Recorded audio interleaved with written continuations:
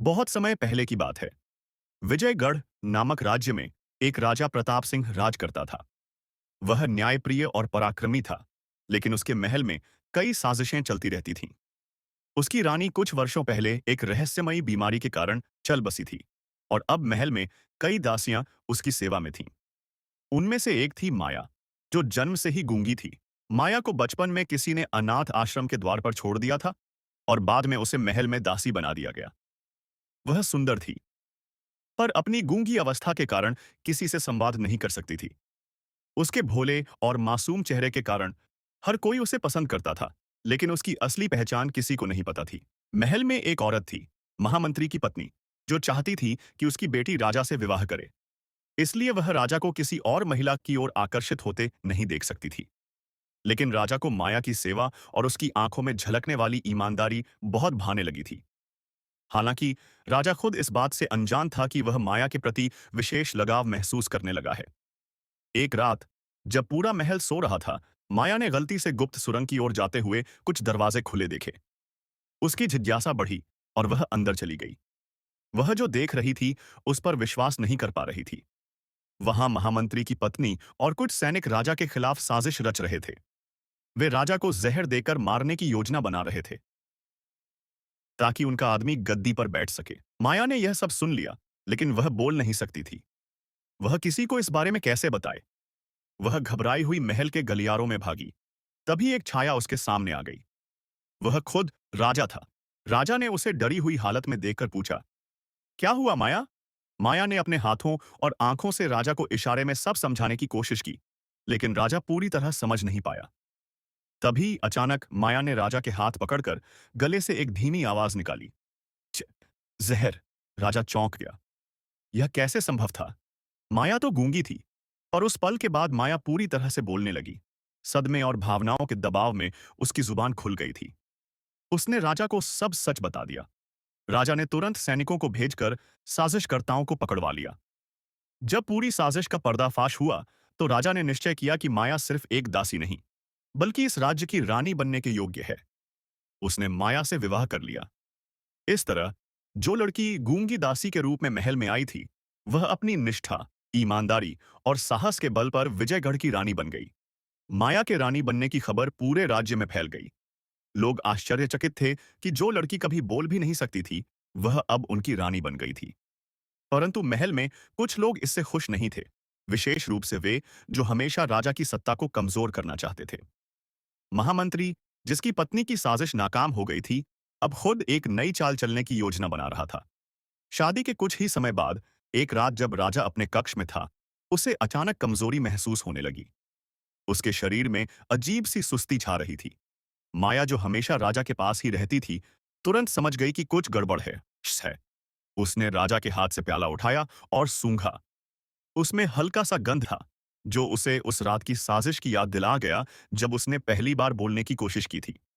उसने तुरंत महल के वैद्य को बुलवाया और पता चला कि राजा को धीमा जहर दिया जा रहा था, जिससे वह धीरे धीरे कमजोर होकर मौत के करीब पहुंच जाता। यह सुनते ही माया का खून खौल उठा। वह जान गई कि इस बार साजिश उससे भी गहरी थी। अगली सुबह माया ने एक चाल चली। उसने घोषणा की कि वह महामंत्री को राजमहल के खास भोज में आमंत्रित कर रही है। भोज के दौरान उसने वही प्याला महामंत्री के सामने रख दिया, जिसमें राजा को जहर दिया जाता था। जैसे ही महामंत्री ने उसे उठाया, माया ने सख्त आवाज में कहा, अगर तुम्हें लगता है कि राजा को दिया जाने वाला पेय सुरक्षित था, तो इसे खुद पीकर दिखाओ। महामंत्री का चेहरा सफेद पड़ गया। वह हड़बड़ा गया और उसके हाथ कांपने लगे। राजा, जो अब थोड़ा ठीक महसूस कर रहा था, गहरी नजरों से उसे देख रहा था। अंततः दबाव में आकर महामंत्री ने कबूल कर लिया कि वह ही इस साजिश के पीछे था। राजा के आदेश पर उसे तुरंत बंदी बना लिया गया। अब पूरे राज्य में माया की चतुराई और हिम्मत की चर्चा होने लगी। परंतु सबसे बड़ा रहस्य अभी भी अनसुलझा था। माया के बोलने की शक्ति अचानक कैसे वापस आ गई थी? एक दिन एक बूढ़ी महिला महल के द्वार पर आई और माया को देखकर रोने लगी। उसने बताया कि वह माया की मां थी और जब माया बहुत छोटी थी, तब उसे मजबूरी में छोड़ना पड़ा था। लेकिन माया जन्म से गूंगी नहीं थी। उसे बचपन में किसी ने डराने और धमकाने के लिए जहर दे दिया था, जिससे उसकी आवाज चली गई थी। परंतु जब उसने राजा को बचाने के लिए पूरी ताकत लगाई, तो उसके स्वर यंत्र में दबे डर और तनाव ने उसे फिर से बोलने की शक्ति लौटा दी। यह सुनते ही माया की आंखों से आंसू बहने लगे। वह अपनी मां से लिपट गई। राजा ने भी उसे गर्व से देखा, क्योंकि अब वह केवल एक साधारण दासी नहीं, बल्कि एक सच्ची योद्धा और रानी बन चुकी थी। इस तरह एक गूंगी दासी की किस्मत ने करवट ली और वह अपने साहस और निष्ठा से इतिहास में अमर हो गई। माया के जीवन की कहानी यहीं खत्म नहीं हुई। रानी बनने के बाद भी उसे कई चुनौतियों का सामना करना पड़ा। हालांकि अब वह बोल सकती थी, लेकिन उसकी पुरानी पहचान को लेकर कई दरबारी और सामंत संतुष्ट नहीं थे। वे नहीं चाहते थे कि एक पूर्व दासी राज्य पर शासन करे। कुछ ने खुलकर विरोध किया, तो कुछ ने छिपकर षड्यंत्र रचना जारी रखा। महल में एक नई साजिश। एक दिन महल के बाहर से खबर आई कि पड़ोसी राज्य के राजा विक्रमसेन ने विजयगढ़ पर आक्रमण की योजना बनाई है। कहा जाता था कि उसकी सेना बहुत विशाल और शक्तिशाली थी। लेकिन माया को इस खबर पर संदेह हुआ। उसने महल में गुप्तचरों को बुलवाया और सच पता करने का आदेश दिया। कुछ ही दिनों में सच्चाई सामने आ गई। यह अफवाह महल के ही कुछ षड्यंत्रकारियों ने फैलाई थी, ताकि राजा और रानी डरकर कमजोर निर्णय लें और वे सत्ता पर पकड़ बना सकें। माया अब पूरी तरह समझ चुकी थी कि जब तक ये गद्दार महल के अंदर हैं, विजयगढ़ सुरक्षित नहीं रहेगा। उसने राजा से निवेदन किया कि वह स्वयं इन षड्यंत्रकारियों का पर्दाफाश करना चाहती है। माया ने एक योजना बनाई। उसने खुद को कमजोर और डरी हुई दिखाना शुरू कर दिया। वह दरबार में रोने का नाटक करती, जिससे यह लगे कि वह युद्ध की खबर से घबराई हुई है। धीरे धीरे षड्यंत्रकारी उसके पास आए और उसे समझाने लगे कि राजा अब बूढ़ा हो रहा है और उसे शासन छोड़ देना चाहिए। उन्होंने सुझाव दिया कि माया को अपने पति को राजगद्दी छोड़ने के लिए मजबूर करना चाहिए। माया ने उनकी बात मानने का नाटक किया और उनसे पूछा कि अब आगे क्या करना चाहिए। गुप्त रूप से उसने राजा को भी इस योजना में शामिल कर लिया। कुछ दिनों बाद दरबार में घोषणा की गई कि राजा प्रताप सिंह गद्दी छोड़ने का विचार कर रहे हैं और जल्द ही नया राजा चुना जाएगा।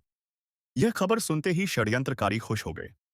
वे सोच रहे थे कि अब विजयगढ़ की सत्ता उनके हाथ में आ जाएगी। अंतिम मोड़, राजद्रोह का पर्दाफाश। राज्यसभा के विशेष सत्र में सभी प्रमुख दरबारी और सामंत एकत्र हुए। तभी अचानक माया खड़ी हुई और बोली, राजा ने गद्दी छोड़ने का मन बना लिया है, लेकिन क्या हम यह निर्णय अपने सबसे वफादार सामंतों की सलाह के बिना ले सकते हैं? दरबारी हैरान रह गए। इससे पहले कि कोई कुछ बोल पाता, महल के सैनिक अंदर आ गए और उन्होंने उन दरबारियों को पकड़ लिया जो षड्यंत्र में शामिल थे। माया ने राजा को इशारा किया और राजा ने कहा, जो लोग राज्य को भीतर से खोखला करने की कोशिश कर रहे थे, वे अब इसे चलाने के सपने देख रहे थे। लेकिन सच की जीत हमेशा होती है।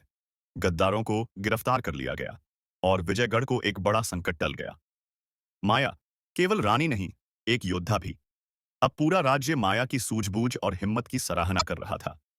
वह केवल एक रानी नहीं थी, बल्कि एक सच्ची योद्धा भी थी, जिसने अपनी बुद्धिमानी से अपने राज्य को बचाया। राजा ने घोषणा की कि अब माया भी शासन में उसकी बराबर की भागीदार हुई होगी। माया ये, जो कभी गूंगी दासी थी, अब विजयगढ़ की सबसे सम्मानित और शक्तिशाली रानी बन चुकी थी। उसकी कहानी सिर्फ एक महल तक सीमित नहीं रही, बल्कि वह पूरे राज्य में प्रेरणा बन गई।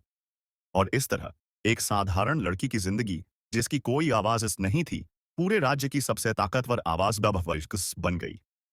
माया अब सिर्फ विजयगढ़ की रानी नहीं थी, बल्कि वह न्याय, बुद्धिमत्ता और साहस की प्रतीक बन चुकी थी। परंतु उसकी चुनौतियां अब भी खत्म नहीं हुई थीं। महल के अंदरूनी षड्यंत्र तो समाप्त हो चुके थे, लेकिन बाहर एक नई मुसीबत खड़ी हो रही थी। एक नया दुश्मन, राजा प्रताप सिंह और रानी माया के शासन को 10 वर्ष बीत चुके थे। विजयगढ़ समृद्ध हो चुका था, प्रजा खुशहाल थी, लेकिन इसी दौरान एक पुराना दुश्मन वापस आ चुका था, राजा विक्रमसेन। वर्षों पहले उसकी विजयगढ़ पर आक्रमण करने की योजना नाकाम हो गई थी, लेकिन अब वह पहले से कहीं ज्यादा शक्तिशाली बन चुका था। उसने विजयगढ़ को घेर लिया और युद्ध की चुनौती दी। राजा प्रताप सिंह अब वृद्ध हो चुके थे और इस बार युद्ध का नेतृत्व करने की जिम्मेदारी रानी माया पर आ पड़ी। कई दरबारियों ने कहा, एक स्त्री युद्ध का नेतृत्व नहीं कर सकती, यह हमारी परंपरा के विरुद्ध है। लेकिन माया ने जवाब दिया, युद्ध में तलवार नहीं बुद्धि जीतती है और बुद्धि पर किसी का अधिकार नहीं होता। युद्ध की रणनीति, माया जानती थी कि विक्रमसेन की सेना विशाल थी और खुले युद्ध में विजयगढ़ को हार का सामना करना पड़ सकता था। उसने एक चतुर योजना बनाई। उसने अपने गुप्तचरों को विक्रमसेन की सेना में भेज दिया, जो वहां जाकर अफवाहें फैलाने लगे कि विजयगढ़ की सेना के पास एक रहस्यमयी शक्ति शक्ति है जिससे वे अजेय हो सकते हैं। इसके साथ ही माया ने कुछ सैनिकों को जंगली इलाकों में छिपा दिया और बाकी सेना को किले के अंदर ही रहने का आदेश दिया, जिससे दुश्मन को यह लगे कि विजयगढ़ डर गया है। कुछ दिनों तक युद्ध नहीं हुआ, लेकिन विक्रमसेन की सेना में डर और संदेह फैलने लगा। अचानक पलटवार। जब विक्रमसेन की सेना थक चुकी थी और भ्रम की स्थिति में थी, तभी माया ने रात के अंधेरे में अचानक हमला बोल दिया। किले के गुप्त द्वारों से विजयगढ़ की सेना बाहर निकली और चारों ओर से दुश्मनों को घेर लिया। घमासान युद्ध हुआ, लेकिन चूंकि विक्रमसेन की सेना मानसिक रूप से कमजोर हो चुकी थी, वे ज्यादा देर तक टिक नहीं पाए। माया ने विक्रमसेन को पकड़वा लिया और उसे दरबार में लाया गया। राजा प्रताप सिंह ने उसे जीवन दान दिया, लेकिन यह शर्त रखी कि वह विजयगढ़ के अधीन रहेगा। मजबूर होकर विक्रमसेन को यह शर्त माननी पड़ी और इस तरह विजयगढ़ की सबसे बड़ी चुनौती समाप्त हो गई। रानी माया की अमर गाथा। इस युद्ध के बाद माया सिर्फ विजयगढ़ की रानी नहीं रही, बल्कि पूरे क्षेत्र की सबसे सम्मानित योद्धा और रणनीतिकार बन गई।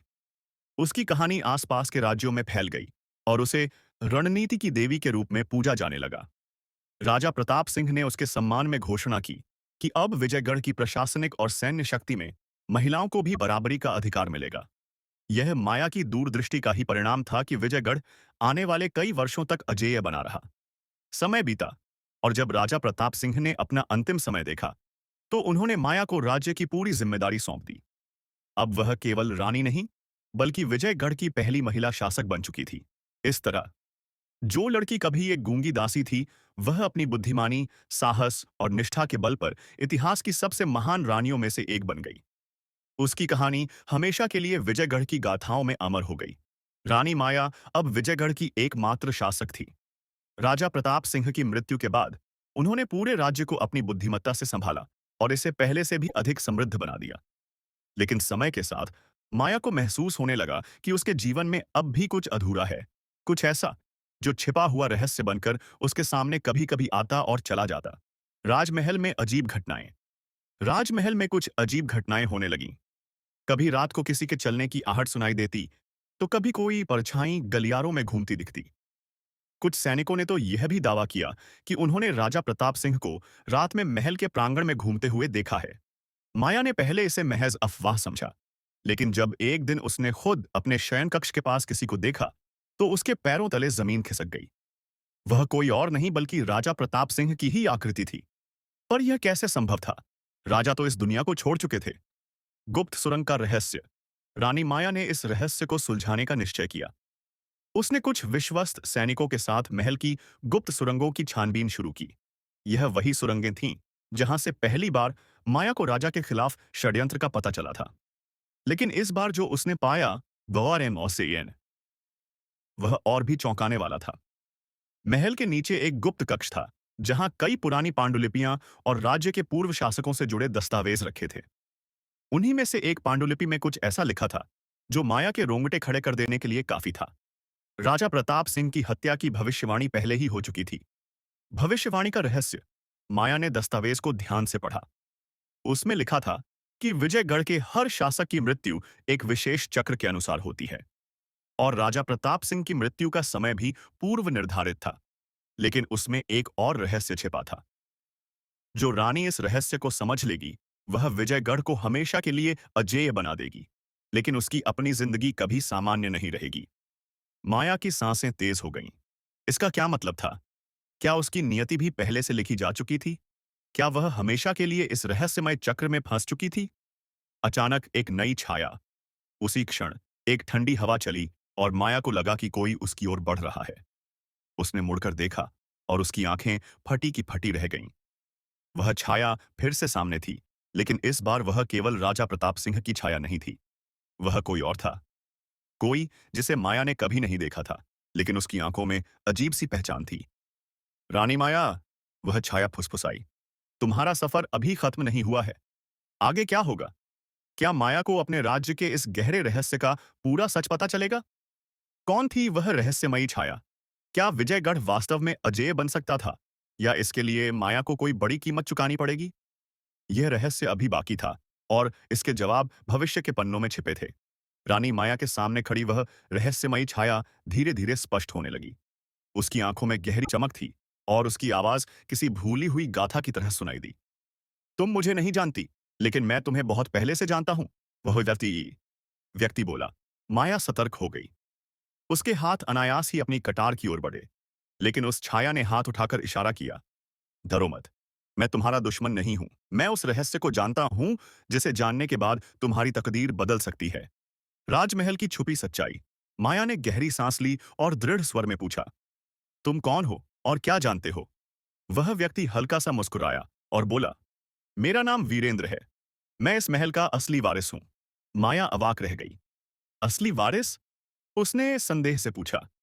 वीरेंद्र ने सिर हिलाया। हाँ, मैं राजा प्रताप सिंह का बड़ा भाई हूं। बीते समय की परछाइयां। माया को यकीन नहीं हो रहा था, लेकिन राजा प्रताप सिंह ने कभी नहीं बताया कि उनका कोई बड़ा भाई था।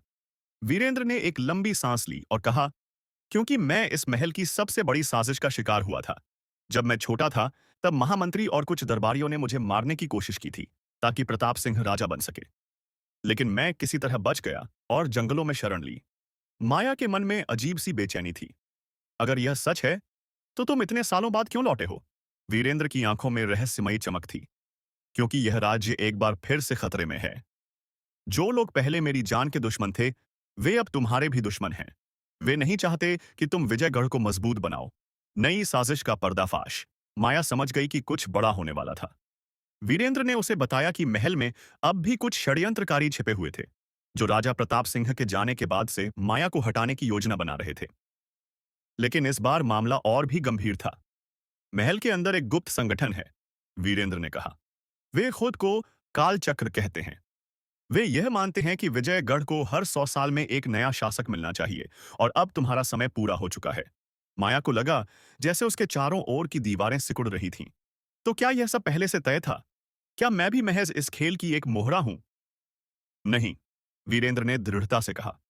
लेकिन अगर तुमने जल्द ही सही कदम नहीं उठाए, तो वे तुम्हें इतिहास से मिटा देंगे। अंतिम युद्ध की तैयारी। माया जान गई कि अब उसे बिना समय गंवाए कार्यवाही करनी होगी।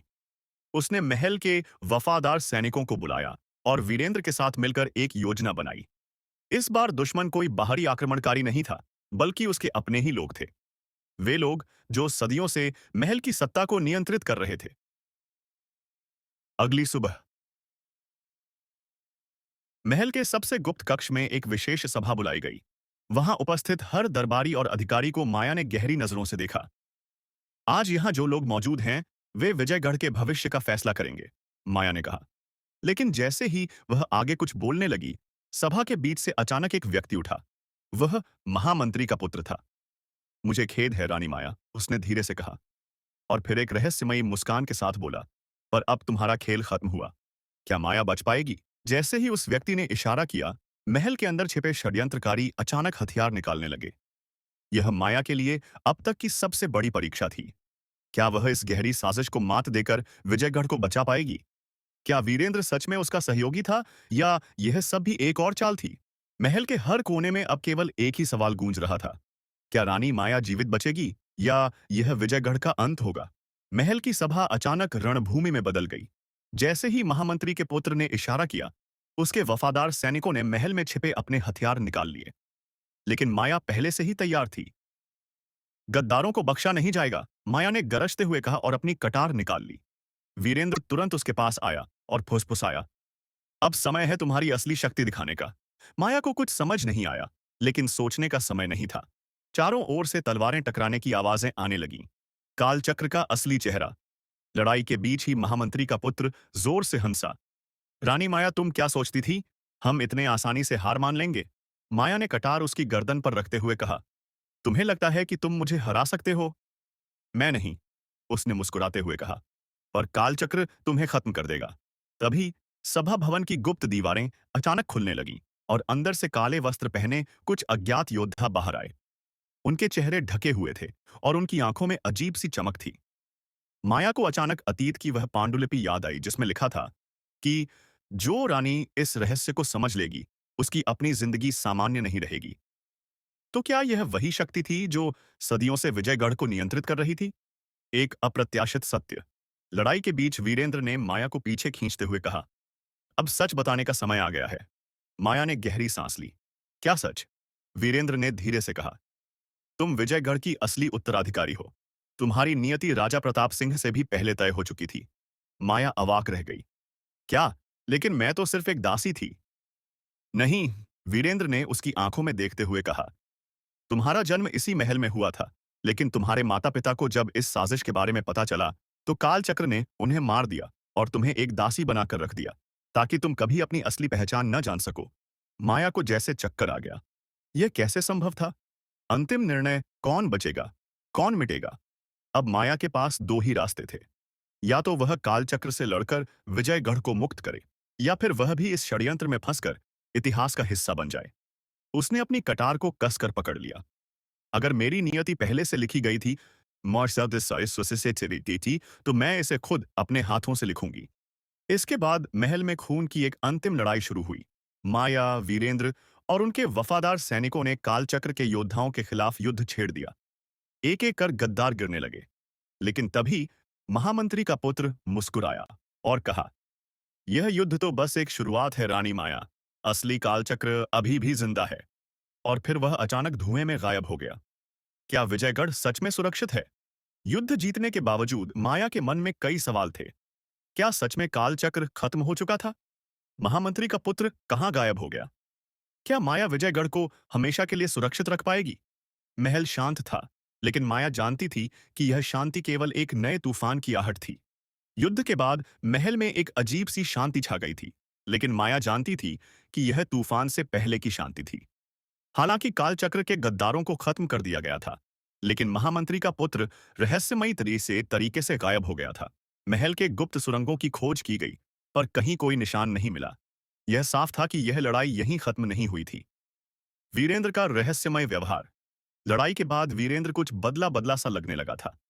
वह अक्सर अकेला रहता और उसकी आंखों में अजीब सा तनाव झलकता। एक रात, जब माया अपने कक्ष में रणनीतियों पर विचार कर रही थी, तभी एक सेवक दौड़ता हुआ आया। रानी साहिबा, युवराज वीरेंद्र महल छोड़कर जा रहे हैं। माया ने चौंक कर उसकी ओर देखा। कहाँ? लेकिन सेवक ने सिर झुका लिया। उन्होंने कुछ नहीं बताया, बस कहा कि उन्हें एक जरूरी काम पूरा करना है। माया को कुछ अजीब लगा। उसने तुरंत अपने विश्वस्त सैनिकों को बुलाया और वीरेंद्र के पीछे भेजा। गुप्त सुरंगों में छिपी सच्चाई। सैनिक वीरेंद्र का पीछा करते हुए महल की पुरानी सुरंगों तक पहुंचे। वहां वीरेंद्र अंधेरे में खड़ा किसी का इंतजार कर रहा था। मैं यहां आ गया हूं। अब तुम सामने आ सकते हो, उसने कहा। तभी अंधेरे से एक छाया बाहर आई। वह महामंत्री का पुत्र था। मैं जानता था कि तुम मुझे ढूंढ लोगे, वीरेंद्र ने ठंडी आवाज में कहा। महामंत्री के पुत्र ने हल्की हंसी के साथ कहा, और मैं जानता था कि तुम माया को सच्चाई नहीं बताओगे। माया के सैनिक चौंक गए। क्या वीरेंद्र और महामंत्री का पुत्र मिले हुए थे? विश्वासघात या बलिदान? वीरेंद्र ने गहरी सांस ली। मुझे माया से बहुत पहले यह पता चल चुका था कि विजयगढ़ की सत्ता असली ताकत नहीं है। असली ताकत कालचक्र के पास है। वे इतिहास को अपने हिसाब से मोड़ सकते हैं। तो फिर तुमने मुझसे झूठ बोला? अचानक माया की आवाज गूंजी। वह अपने सैनिकों के साथ वहां पहुंच चुकी थी। वीरेंद्र ने धीरे से सिर झुका लिया। मैंने तुमसे कुछ नहीं छिपाया, लेकिन पूरी सच्चाई भी नहीं बताई। माया की आंखों में गुस्सा था। तो सच बताओ। वीरेंद्र ने एक गहरी सांस ली और कहा, मैं भी कालचक्र का हिस्सा हूं, लेकिन मैंने इसे खत्म करने की कसम खाई थी। कालचक्र का असली रहस्य। माया ने कटार निकाल ली। तो यह सब एक छल था? नहीं, वीरेंद्र ने गंभीरता से कहा। मैं सच में तुम्हारी मदद कर रहा था, लेकिन मैं तुम्हें बताना चाहता था कि कालचक्र सिर्फ कुछ गद्दारों का संगठन नहीं है। यह एक शाप है। माया ने चौंक कर उसकी ओर देखा। शाप? वीरेंद्र ने सिर हिलाया। हाँ, विजयगढ़ के हर शासक पर यह शाप था कि जब भी कोई असली उत्तराधिकारी गद्दी पर बैठेगा, तो कालचक्र उसे खत्म करने के लिए उठेगा। इसका मतलब? माया ने पूछा। इसका मतलब यह है कि अगर तुमने कालचक्र को पूरी तरह खत्म नहीं किया, तो यह फिर से उठेगा। और अगला वार पहले से भी खतरनाक होगा, खौफ होगा, वीरेंद्र ने कहा। महामंत्री का पुत्र चुपचाप मुस्कुरा रहा था। अब समझ आई रानी माया, तुम चाहे कितने भी युद्ध जीत लो, यह लड़ाई कभी खत्म नहीं होगी। माया ने गुस्से से कहा। तो मैं इसे हमेशा के लिए खत्म कर दूंगी। वीरेंद्र ने उसकी ओर देखा। अगर तुम ऐसा करोगी, तो तुम्हें सबसे बड़ी कुर्बानी देनी होगी। कुर्बानी? माया ने संदेह से पूछा। हाँ, वीरेंद्र ने गंभीर स्वर में कहा। अगर तुम सच में काल चक्र को खत्म करना चाहती हो, तो तुम्हें विजयगढ़ की गद्दी छोड़नी होगी और अपने अस्तित्व को मिटाना होगा। अब क्या करेगी माया? माया स्तब्ध रह गई। क्या वह सच में विजयगढ़ को बचाने के लिए अपनी पहचान मिटाने को तैयार थी? क्या कालचक्र को हमेशा के लिए खत्म किया जा सकता था, या यह केवल एक और चाल थी? महल में एक बार फिर सन्नाटा छा गया, लेकिन इस बार यह एक नए युद्ध की आहट थी। आगे क्या होगा? क्या माया सच में अपनी पहचान खो देगी या कोई और रास्ता खोजेगी? महल के गुप्त सुरंगों में फैले सन्नाटे को वीरेंद्र की आवाज तोड़ा। माया आई। तुम्हें एक फैसला करना होगा। माया की आंखों में द्वंद्व था। विजयगढ़ को बचाने के लिए क्या उसे सच में अपनी पहचान मिटानी होगी?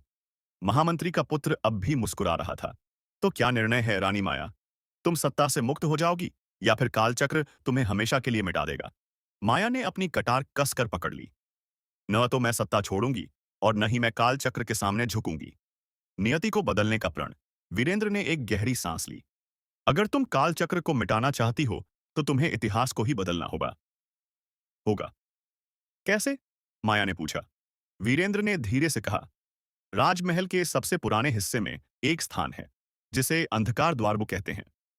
यह द्वार केवल सच्चे उत्तराधिकारी के लिए खुलता है। कहा जाता है कि अगर कोई वहां जाकर अपनी शक्ति को समर्पित करता है, तो वह विजयगढ़ के शाप को हमेशा के लिए मिटा सकता है। तो फिर हमें वहां चलना होगा, माया ने कहा। लेकिन महामंत्री के पुत्र की मुस्कान और गहरी हो गई। पर क्या तुम्हें लगता है कि वहां तक पहुंचना इतना आसान होगा? अंधकार द्वार की ओर यात्रा। माया, वीरेंद्र और उनके विश्वस्त सैनिक उस रात महल के सबसे पुराने हिस्से की ओर बढ़े। ये हिस्सा कई वर्षों से बंद पड़ा था और कहा जाता था कि यहां जाने वाले कभी वापस नहीं आते। दरवाजे पर पहुंचते ही माया ने देखा कि उस पर एक अजीब सा शिलालेख लिखा था। जो भी इस द्वार को पार करेगा, वह अपने पुराने अस्तित्व को खो देगा। माया ने वीरेंद्र की ओर देखा। इसका क्या मतलब है? वीरेंद्र गंभीर हो गया। इसका मतलब यह है कि अगर तुम अंदर गई, तो तुम वह नहीं रहोगी जो आज हो। तुम इतिहास के पन्नों में खो जाओगी, लेकिन विजयगढ़ हमेशा के लिए सुरक्षित हो जाएगा। अंतिम बलिदान या छल? माया सोच में पड़ गई। क्या यह सच में सही रास्ता था? क्या वीरेंद्र सच कह रहा था, या यह भी कोई नया धोखा था? तभी महामंत्री का पुत्र अचानक एक जोरदार ठहाका मारकर हंसा। हंसा। ओह, कितनी मासूम हो तुम, रानी माया। माया ने चौंक कर उसकी ओर देखा। तुम हंस क्यों रहे हो? क्योंकि यह सब एक भ्रम है, उसने कहा। यह अंधकार द्वार सच में कालचक्र का अंत नहीं है, बल्कि यह खुद कालचक्र का केंद्र है। माया और वीरेंद्र दोनों स्तब्ध रह गए। असली कालचक्र का उदय। अचानक दरवाजा वासा अपने आप खुलने लगा और उसके भीतर से काले धुएं का एक गुब्बार निकला। हवा में एक अजीब सी शक्ति महसूस होने लगी। महामंत्री का पुत्र धीरे धीरे उस धुएं की ओर बढ़ा और बोला, विजयगढ़ के असली शासक का समय आ गया है। माया समझ गई कि यह सब एक षड्यंत्र था। वीरेंद्र का विश्वास भी डगमगा गया। तो इसका मतलब? वीरेंद्र ने धीरे से कहा। हाँ, महामंत्री के पुत्र ने गर्व से कहा। कालचक्र को खत्म करने का एकमात्र तरीका यह नहीं कि कोई अपनी पहचान मिटा दे, बल्कि यह है कि असली शासक खुद कालचक्र का हिस्सा बन जाए। माया के मन में अजीब सा डर बैठ गया। अगर मैं इस द्वार के अंदर जाऊंगी, तो क्या होगा? उसने धीरे से पूछा।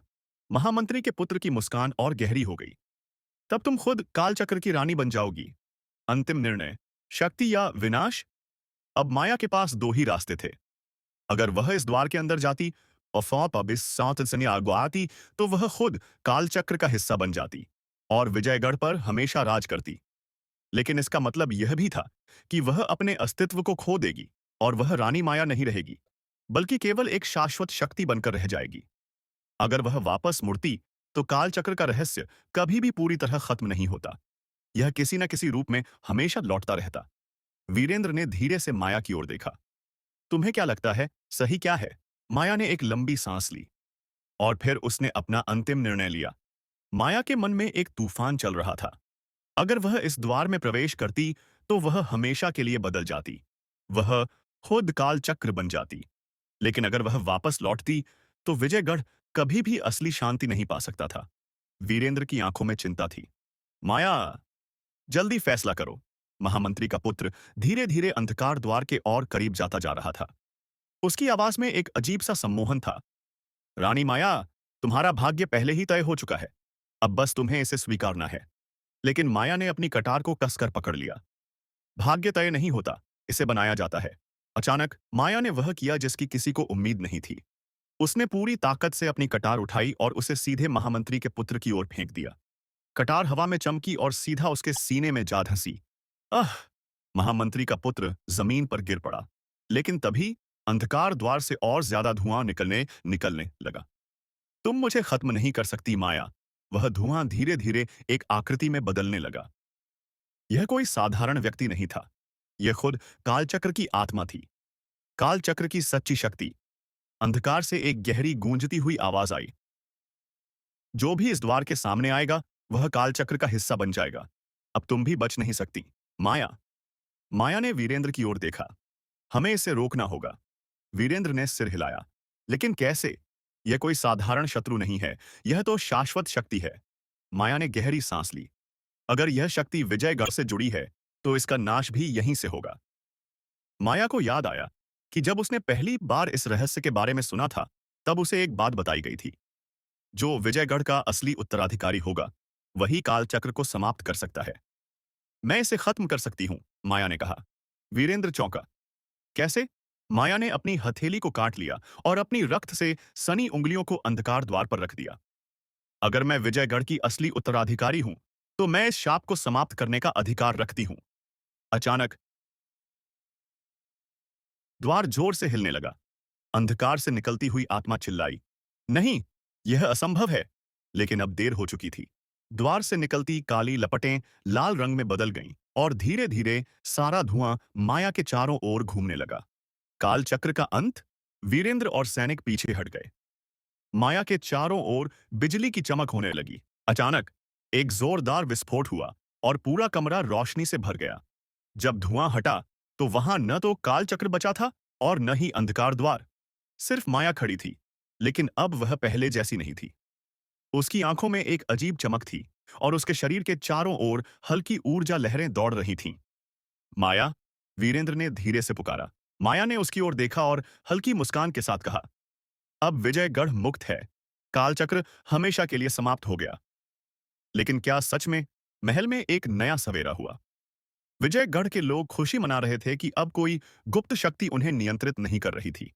लेकिन महल के सबसे गहरे हिस्से में एक पुरानी दीवार पर धीरे धीरे एक नया चिन्ह उभरने लगा। कालचक्र कभी खत्म नहीं होता, यह बस नया रूप लेता है।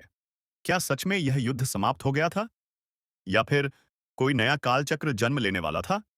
विजयगढ़ में खुशियों की लहर दौड़ रही थी। महल में हर तरफ दिए जलाए गए थे। लोग नाच गा रहे थे।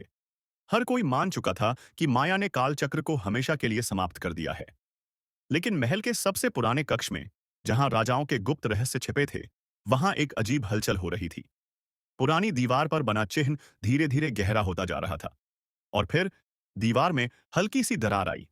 उस दरार के पीछे अंधकार अब भी जीवित था। माया में कुछ बदल गया था। माया अब विजयगढ़ की निर्विवाद रानी बन चुकी थी। लेकिन वीरेंद्र ने महसूस किया कि वह पहले जैसी नहीं रही थी। वह पहले आत्मविश्वास से भरी थी, लेकिन अब उसकी आंखों में कुछ और था, एक अजीब सी ठंडक। एक दिन जब वीरेंद्र ने माया से मिलने की कोशिश की, तो महल के सैनिकों ने उसे रोक दिया। रानी किसी से नहीं मिल रही हैं, सैनिकों ने कहा। क्यों? वीरेंद्र ने पूछा। सैनिकों ने सिर झुका लिया। हमें नहीं पता, लेकिन वह अपने कक्ष से बाहर नहीं आ रही हैं। वीरेंद्र को चिंता हुई। वह किसी भी तरह माया से मिलना चाहता था। रानी का नया आदेश। अचानक महल में एक नया फरमान जारी हुआ। आज से विजयगढ़ के सभी पुराने अभिलेख जलाए जाएंगे। कोई भी व्यक्ति राजमहल के रहस्यों के बारे में नहीं पूछेगा।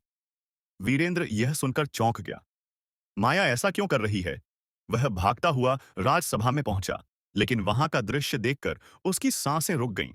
रानी माया अपने सिंहासन पर बैठी थीं, लेकिन उनकी आंखें वैसी नहीं थीं जैसी पहले हुआ करती थीं। अब वे गहरी, काली और रहस्यमयी थीं, बिल्कुल वैसी जैसी कालचक्र के योद्धाओं की हुआ करती थीं। माया, वीरेंद्र ने धीरे से कहा। लेकिन माया ने कोई प्रतिक्रिया नहीं दी। वह बस सिंहासन पर बैठी रही, मानो किसी और दुनिया में खो गई हो। क्या माया खुद कालचक्र बन गई? वीरेंद्र को धीरे धीरे समझ आ रहा था। कालचक्र कभी खत्म नहीं होता, यह बस एक नए रूप में वापस आता है। और इस बार वह माया के रूप में वापस आया था। अब क्या होगा?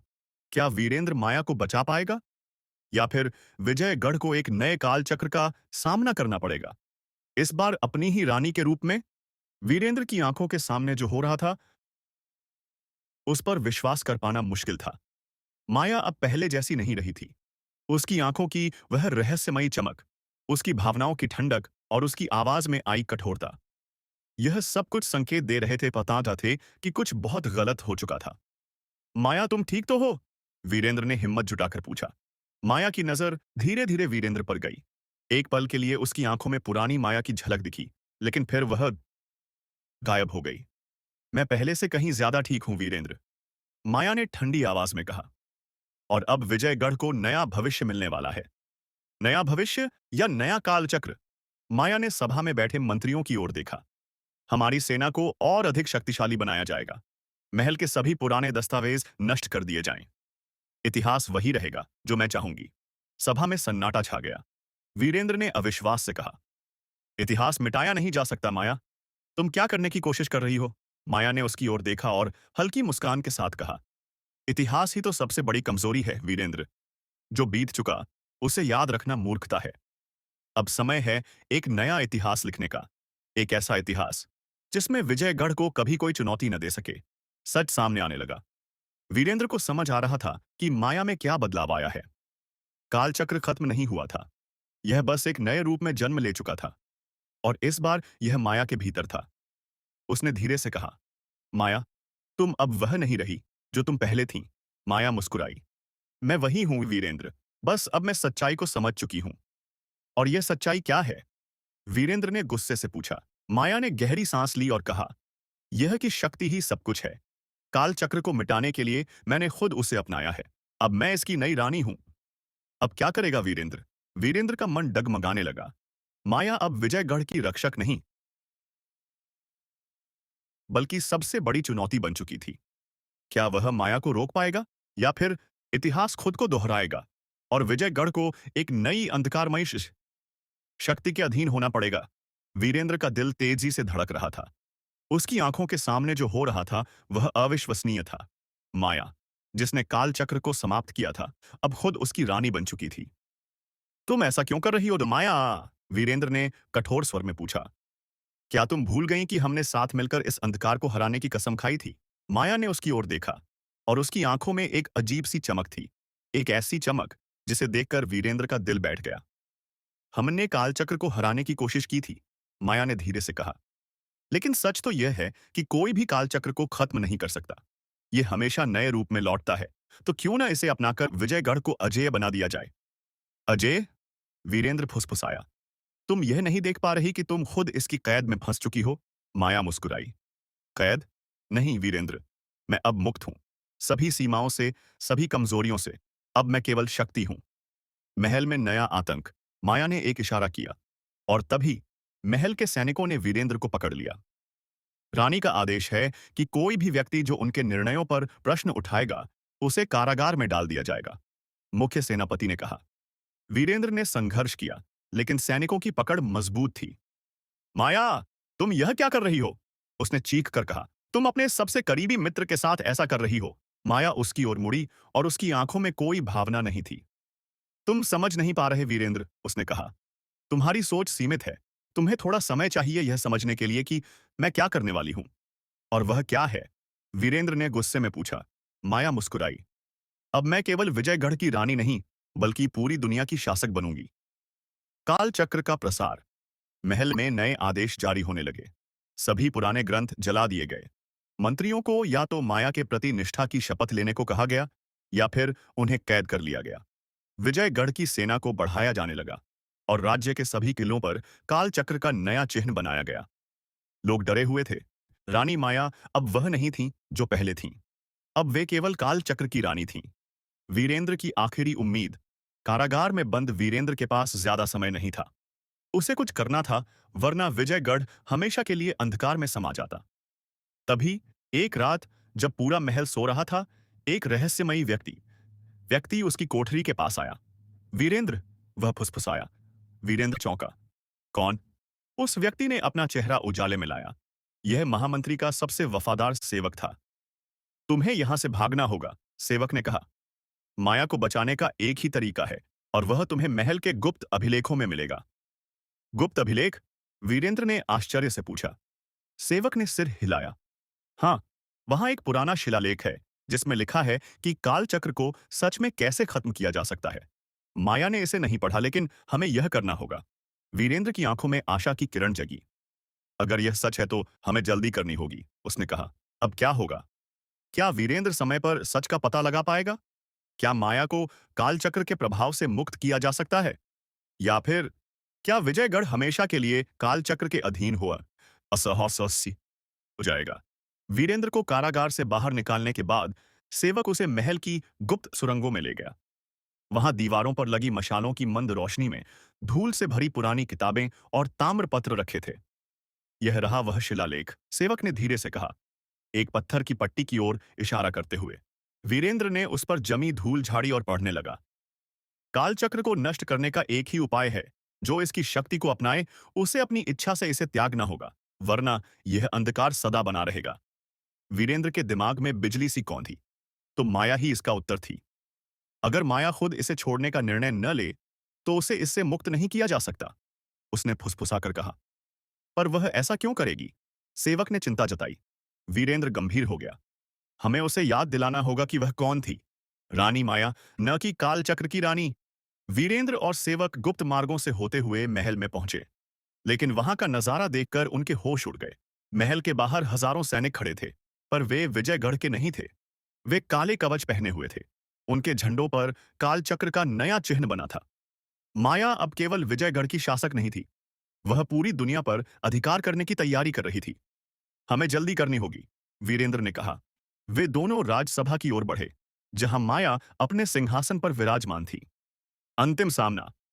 रानी माया, वीरेंद्र ने जोर से पुकारा। माया ने धीरे से सिर उठाया और हल्के से मुस्कुराई। मैंने सोचा था तुम बच नहीं पाओगे वीरेंद्र। तुम जो बन चुकी हो, वह तुम नहीं हो। वीरेंद्र आगे बढ़ा। तुम रानी माया हो, विजयगढ़ की रक्षक, न कि इसका अंत करने वाली। माया हंसी। क्या तुम अब भी समझ नहीं पाए? शक्ति ही असली सच है वीरेंद्र। मैं अब उससे मुक्त नहीं हो सकती, और न ही मैं मुक्त होना चाहती हूं। वीरेंद्र ने गहरी सांस ली। लेकिन तुमसे ज्यादा ताकतवर तुम्हारा अपना दिल है, माया। माया का चेहरा अचानक कठोर हो गया। तुम्हें याद है जब तुमने पहली बार इस महल में कदम रखा था?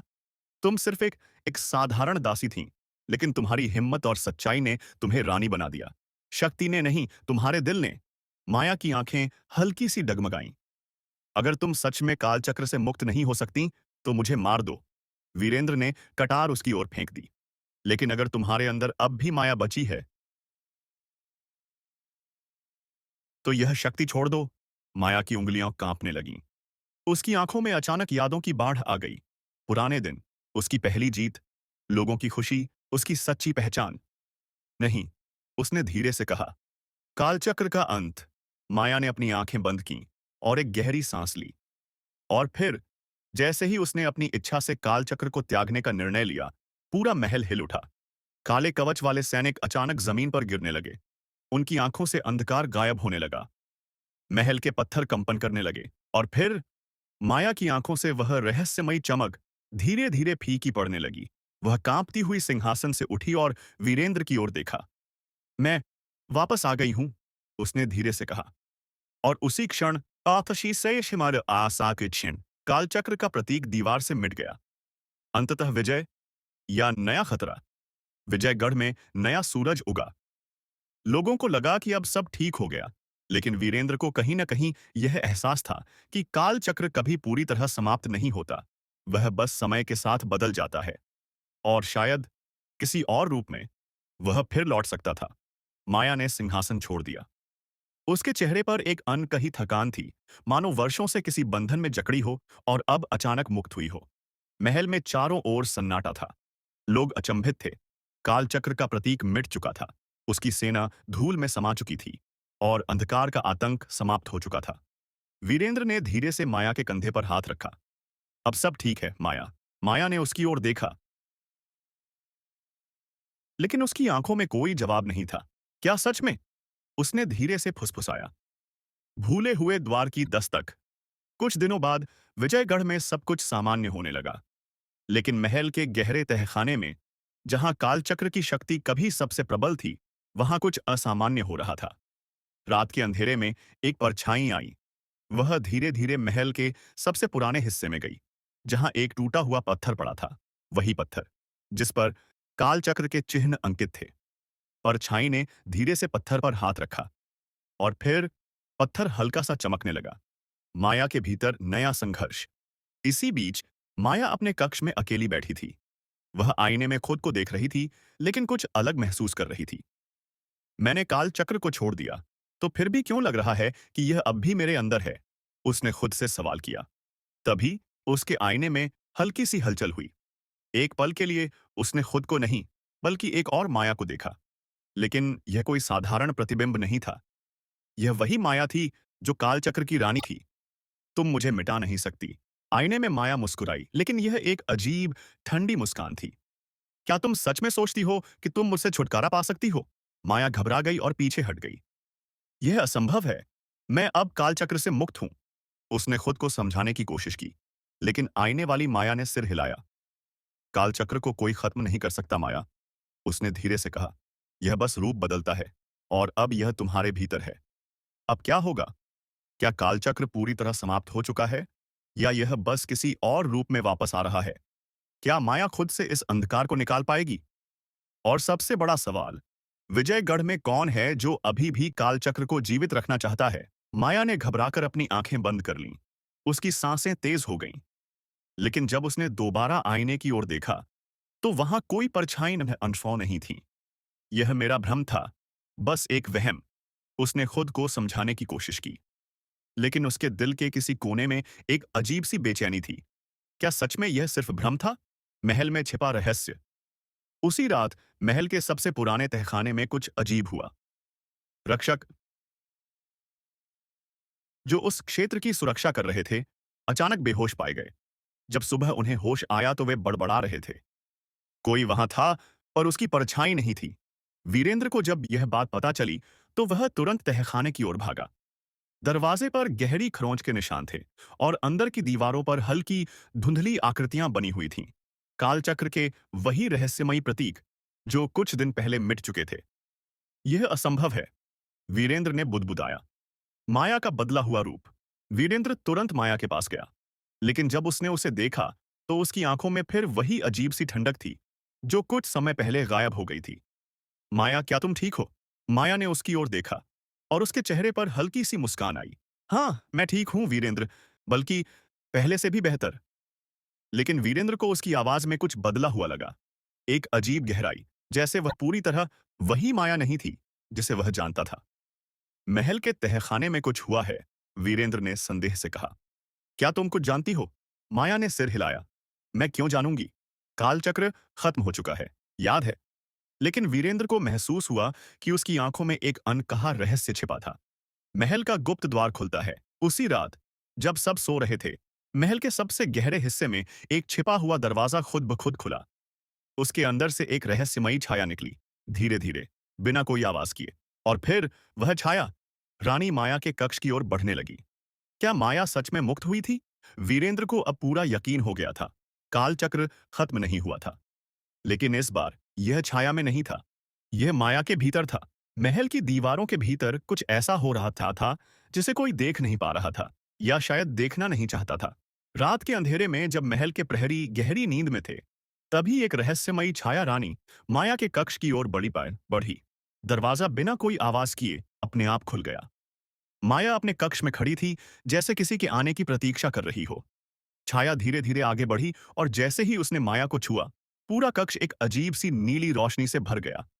माया ने आंखें बंद कर लीं, और फिर उसकी आंखें खुलीं, लेकिन अब वे पहले जैसी नहीं थीं। अब उनमें वही अंधकार था, वही शक्ति जो उसने त्याग दी थी। वीरेंद्र को मिला छिपा हुआ संकेत। वीरेंद्र को पिछले कुछ दिनों से बेचैनी हो रही थी। वह जानता था कि कुछ गलत हो रहा है, लेकिन समस्या यह थी कि माया खुद मानने को तैयार नहीं थी। उसे जवाब चाहिए थे। महल के गुप्त अभिलेखागार में उसने एक पुरानी किताब खोज निकाली, जिस पर लिखा था, कालचक्र कभी समाप्त नहीं होता। यह तब तक जीवित रहता है जब तक कोई इसे अपने भीतर स्वीकार करता है। वीरेंद्र के माथे पर पसीना आ गया। अगर माया के भीतर फिर से कालचक्र जाग गया है, तो यह एक नई तबाही का संकेत है। रानी माया की नई योजना। सुबह होते ही माया ने अपने दरबार में सभी मंत्रियों को बुलाया। अब समय आ गया है, उसने कहा। समय किसका महारानी? महामंत्री ने घबराकर पूछा। माया मुस्कुराई, लेकिन यह कोई सामान्य मुस्कान नहीं थी। यह वही ठंडी, रहस्यमयी मुस्कान थी जो कालचक्र की रानी की हुआ करती थी। विजयगढ़ अब बहुत छोटा हो चुका है, उसने कहा। अब हमें आगे बढ़ना होगा, नई भूमि, नए राज्य और नई शक्ति पर अधिकार करने के लिए। महल में सन्नाटा छा गया। मंत्री एक दूसरे को देखने लगे। लेकिन महारानी, सेनापति ने हिम्मत करके कहा, हम युद्ध नहीं चाहते। विजयगढ़ हमेशा से शांति का प्रतीक रहा है। माया ने उसकी ओर देखा और फिर सेनापति का शरीर अचानक हवा में उठ गया। वह तड़पने लगा, जैसे कोई अदृश्य शक्ति उसे जकड़ रही हो। शांति, वह केवल निर्बलों के लिए होती है, माया ने ठंडे स्वर में कहा।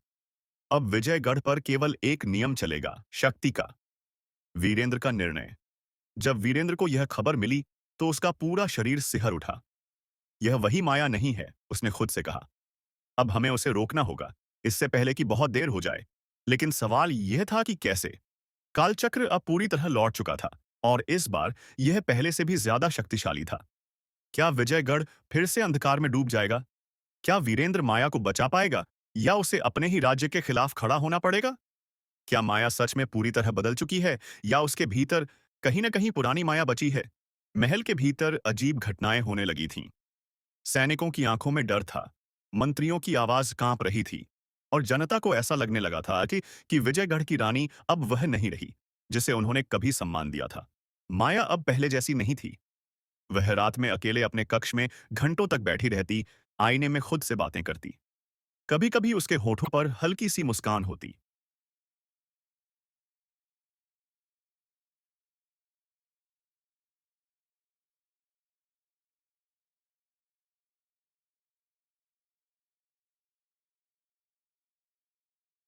और कभी अचानक उसका चेहरा कठोर हो जाता, जैसे वह खुद से किसी युद्ध में हो।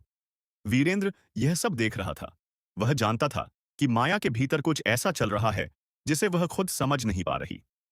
एक रहस्यमयी भविष्यवाणी। उसी समय महल में एक अजीब खबर फैली। राजमहल के सबसे बुजुर्ग पुजारी, जो वर्षों से किसी से नहीं मिले थे, उन्होंने वीरेंद्र को बुलाया। वीरेंद्र जब उनके कक्ष में पहुंचा, तो उन्हें एक पुरानी किताब के पन्ने पलटते हुए पाया। तुमने मुझे क्यों बुलाया, आचार्य? बुजुर्ग पुजारी ने धीरे से सिर उठाया। उनकी आंखों में चिंता थी। मैंने वर्षों पहले एक भविष्यवाणी सुनी थी, वीरेंद्र, उन्होंने धीरे से कहा। एक दिन विजयगढ़ की रानी सबसे शक्तिशाली बनेगी, लेकिन यदि उसे समय रहते नहीं रोका गया, तो वह पूरी दुनिया को अंधकार में धकेल देगी। वीरेंद्र का दिल डूब गया। लेकिन माया खुद से लड़ रही है, उसने कहा।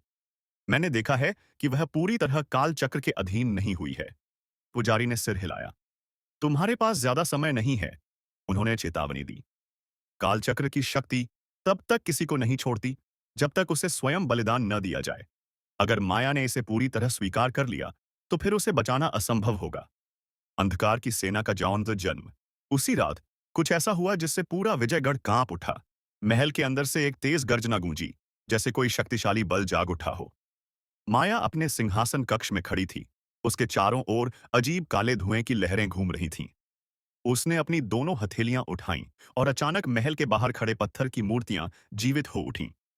वे धीरे धीरे चलने लगीं। उनकी आंखों से अंधकार टपक रहा था। यह कोई साधारण सेना नहीं थी, यह कालचक्र की सेना थी। अब माया के पास एक ऐसी शक्ति थी जिसे कोई नहीं हरा सकता था। वीरेंद्र का आखिरी दांव। जब वीरेंद्र को यह पता चला, तो उसने तुरंत एक निर्णय लिया। अगर माया को खुद से मुक्त नहीं किया जा सकता, तो हमें उसे याद दिलाना होगा कि वह कौन थी।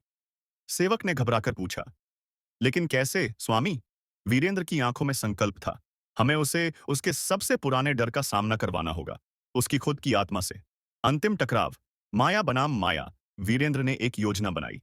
वह अकेले ही राजसभा में पहुंचा, जहां माया अपनी अंधकारमयी सेना के साथ खड़ी थी। क्या अब तुम मुझे भी खत्म कर दोगी, माया? उसने सीधे पूछा। माया ने उसकी ओर देखा, और उसकी आंखें चमक उठीं। तुम्हें खत्म करने की जरूरत नहीं पड़ेगी, वीरेंद्र, उसने ठंडी आवाज में कहा। अब मुझे तुम्हारी कोई जरूरत नहीं। विजयगढ़ मेरा है, और जल्द ही पूरी दुनिया भी मेरी होगी। वीरेंद्र मुस्कुराया। लेकिन माया, तुम्हें याद है कि तुम कौन हो? माया के चेहरे पर एक क्षण के लिए असमंजस छा गया। मैं कालचक्र की रानी हूं। नहीं, वीरेंद्र ने एक कदम आगे बढ़ते हुए कहा। तुम वह लड़की हो जिसने इस महल में एक साधारण दासी के रूप में कदम रखा था, जिसने अपनी बुद्धिमानी और साहस से रानी का मुकुट फुसा सा मुकुट पहना। तुम शक्ति के कारण नहीं जीती माया, बल्कि अपने दिल की सच्चाई के कारण। माया की सांसें तेज होने लगीं। चुप रहो, उसने गुस्से से कहा। लेकिन वीरेंद्र रुका नहीं। याद करो माया, उसने जोर से कहा। तुमने कभी किसी पर अत्याचार नहीं किया। तुमने हमेशा अपने लोगों की रक्षा की।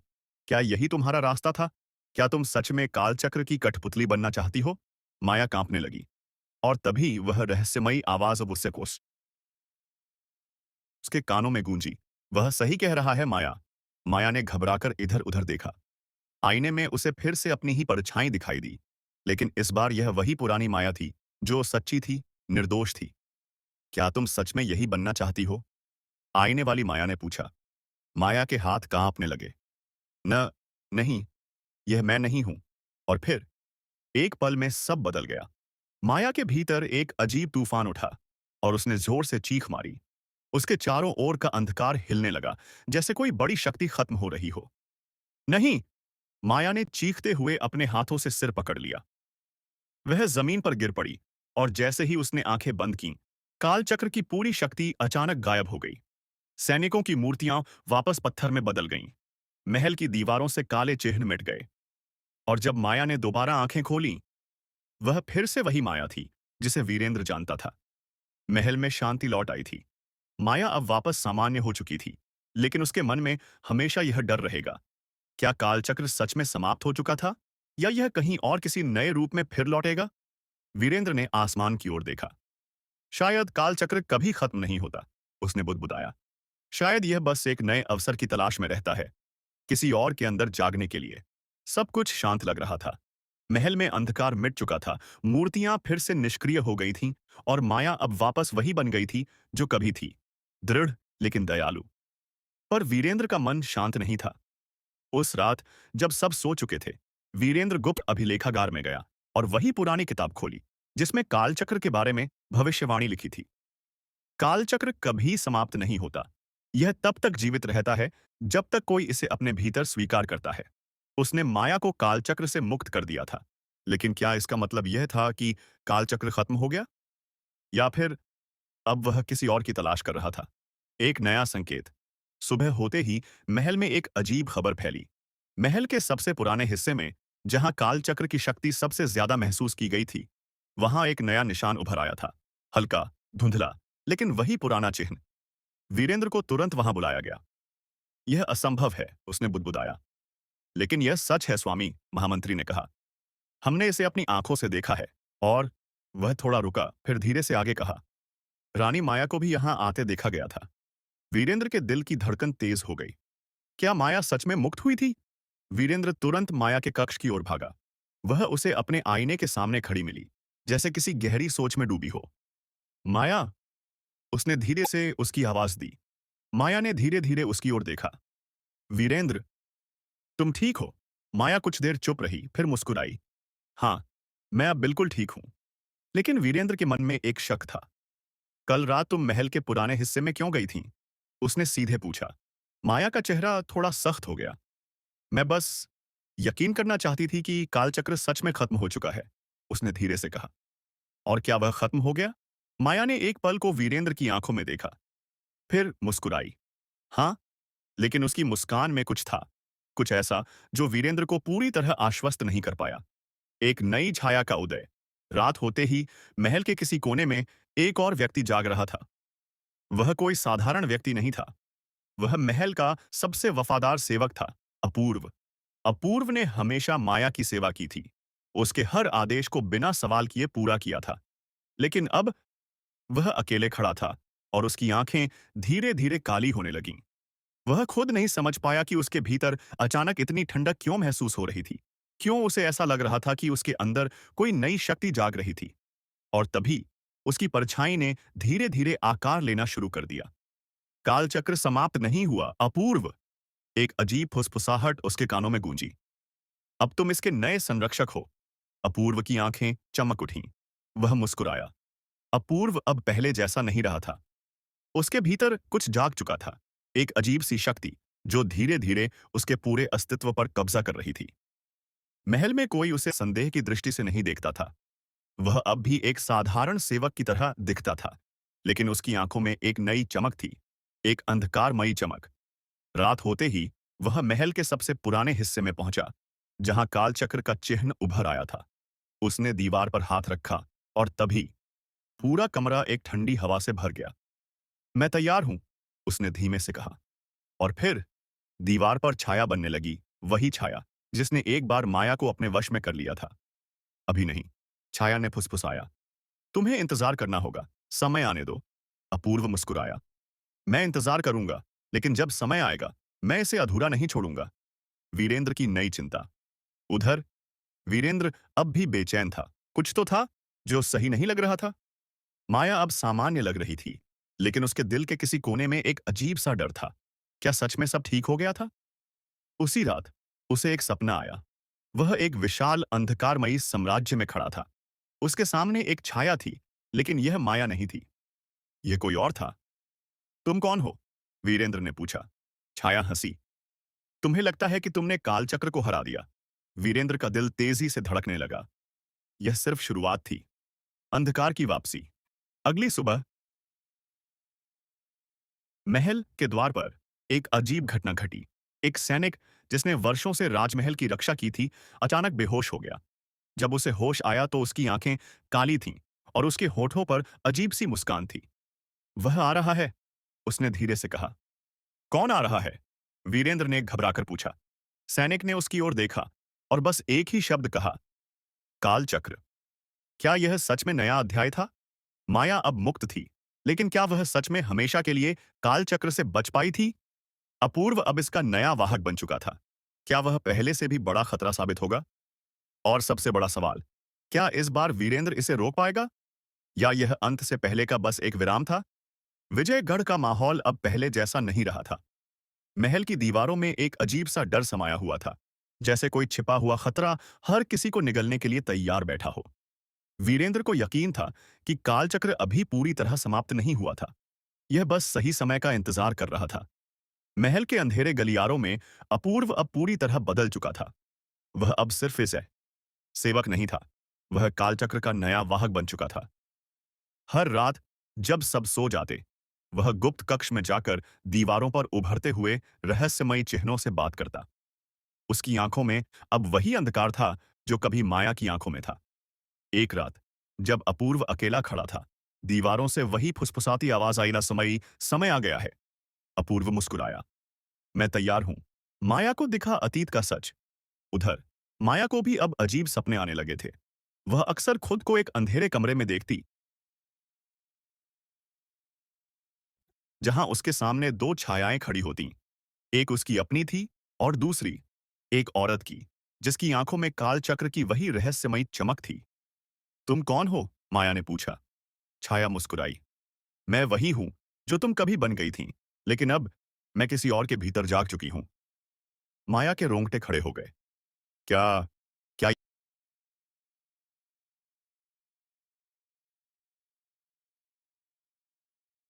यह अपूर्व है? छाया की आंखें चमक उठीं। कालचक्र कभी खत्म नहीं होता माया। यह बस एक से दूसरे तक यात्रा करता रहता है। माया ने घबराकर पीछे देखा और तभी उसकी नींद टूट गई। अगली सुबह महल में हड़कंप मच गया। राजमहल के अंदर के 3 सैनिक अचानक बेहोश हो गए और जब उन्होंने आंखें खोलीं, तो उनकी आंखों में वही काली चमक थी। वे एक साथ खड़े हुए और एक ही बात दोहराई, कालचक्र लौट आया है। माया और वीरेंद्र दोनों सभा कक्ष की ओर दौड़े। यह कैसे हो सकता है? माया ने घबराकर पूछा। वीरेंद्र की आंखें अपूर्व की तलाश में भटक रही थीं। यह किसी के बिना संभव नहीं है, उसने धीरे से कहा। किसी ने इसे फिर से बुलाया है। और तभी सभा कक्ष के दरवाजे अपने आप बंद हो गए। अंधकार फैलने लगा। कालचक्र के असली उत्तराधिकारी का उदय। सभी ने मुड़कर दरवाजे की ओर देखा। वहां खड़ा था अपूर्व, लेकिन वह अब पहले जैसा नहीं था। उसके कपड़े काले हो चुके थे, उसकी आंखें गहरी अंधकारमयी थीं और उसके चारों ओर वही ऊर्जा थी जिसने एक बार माया को अपने वश में कर लिया था। माया ने कांपते हुए कहा, अपूर्व, यह तुम नहीं हो। अपूर्व हंसा, यह मैं ही हूं महारानी। उसकी आवाज न सब गहरी और रहस्यमयी हो जैसे हो चुकी थी। लेकिन अब मैं सिर्फ एक सेवक नहीं, कालचक्र का असली उत्तराधिकारी हूं। वीरेंद्र ने तलवार खींची। अगर तुम सच में कालचक्र के गुलाम बन चुके हो तो हमें तुम्हें रोकना होगा। अपूर्व ने अपनी हथेलियां ऊपर उठाईं और फिर महल हिलने लगा। क्या विजयगढ़ बच पाएगा?